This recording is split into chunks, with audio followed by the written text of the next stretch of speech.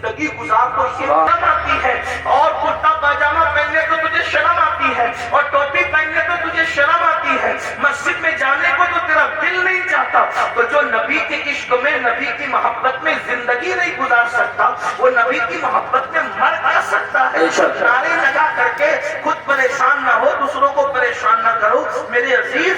زندگی گزار تو عشق رسول میں، یہی بہت بڑی بات ہے، اور جو عشق رسول میں جیے گا وہ کبھی کسی کی حق تلفی نہیں کرے گا۔ آپ بار بار ساری باتیں سنتے ہیں لیکن بھول کیوں جاتے ہیں؟ دیکھیے عشق و محبت کے اندر ایک نام ہے حضرت سیدنا اویس کرنی کا، ہم ان کو عشق و محبت کا امام کہتے ہیں۔ میں واقعہ نہیں بیان کروں گا، صرف اشارہ دوں گا، تفصیل کے ساتھ میں حضرت اویس کرنی کی زندگی کبھی پڑھ چکا ہوں، لیکن آپ سے پوچھتا ہوں اندازہ فرمائیں اویس کرنی کے لیے ایک طرف دیدار رسول ہے، یعنی حضور کا دیدار ہے، اور دوسری طرف ماں کی خدمت ہے۔ اویس کرنی نے حضور کا دیدار نہیں کیا بلکہ ماں کی خدمت کی، کیونکہ حضرت اویس جانتے تھے کہ دیدار کے بغیر بھی کوئی عاشق ہو سکتا ہے، دیدار کے بغیر بھی کوئی عاشق ہو سکتا ہے، لیکن نافرمان ہو کر کوئی سچا عاشق نہیں ہو سکتا۔ اس لیے آپ نے ماں کی خدمت کو ترجیح دی۔ جب ماں کی خدمت کو ترجیح دی تو صلہ کیا ملا؟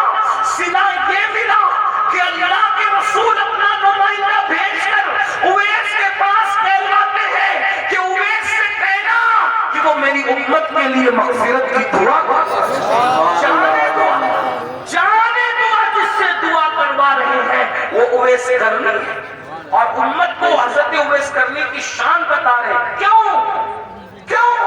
اور پھر پوچھا گیا اویس کرنی کو یہ مرتبہ کیوں ملا؟ تو فرمایا ماں کی خدمت کی وجہ سے۔ آج عاشق رسول کہلانے والے میرے بھائی مجھے بتائیں کتنے لوگ ماں کی خدمت کرتے ہیں؟ اپنے آپ میں ڈوب کے سوچو کتنے لوگ ماں کی خدمت کرتے ہیں، کتنے لوگ اپنے ابا کی خدمت کرتے ہیں؟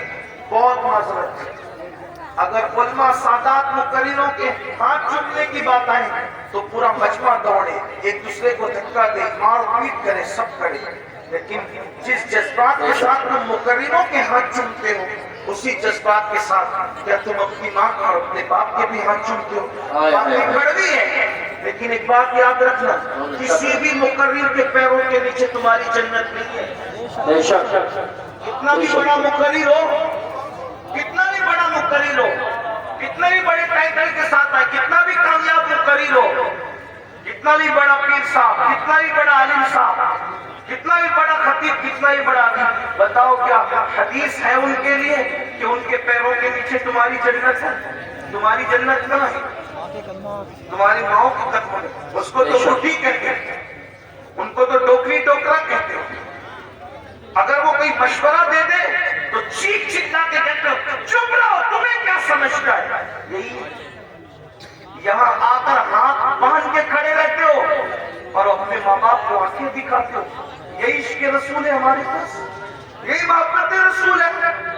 بہت سارے ظالم تو ایسے ہیں کہ جن لوگوں نے اپنے ماں باپ کو چھوڑ کر کے سسرال بسا لیا، ماں باپ کی خبر بھی نہیں ہے، ماں باپ بھیک مانگ رہے کہ کیا کریں، ماں باپ کو کھانا ہے کہ نہیں ہے کوئی فکر نہیں ہے، اور ہم عاشق